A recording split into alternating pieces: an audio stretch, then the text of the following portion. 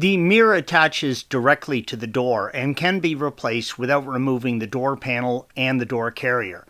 We will show you how to replace the mirror this way. You will need to maneuver the wiring harness through the door.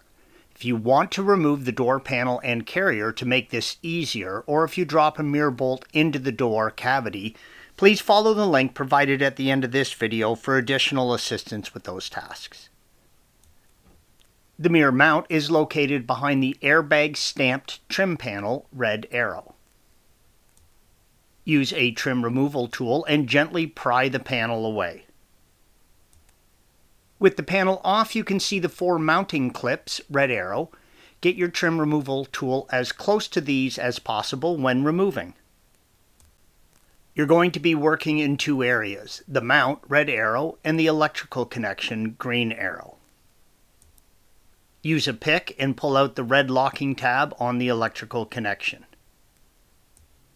With the tab out, press down on the black tab and separate the wiring connection. Tie a feeder wire to the harness. If you do not want to take the door panel and carrier off, you are going to be feeding the wire through the door and you cannot do it without a feeder wire. Press the gasket into the door and start feeding the wiring in. This will take a while, so be patient. Remove the rubber gasket for the mount access. Use a T40 Torx and remove the single bolt, red arrow.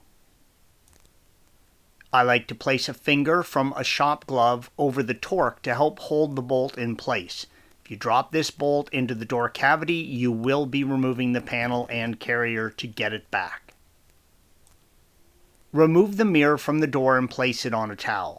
It may take you a while to get the wiring out as it is a tight fit and the wiring harness makes a hard right-hand turn where it leaves the control module.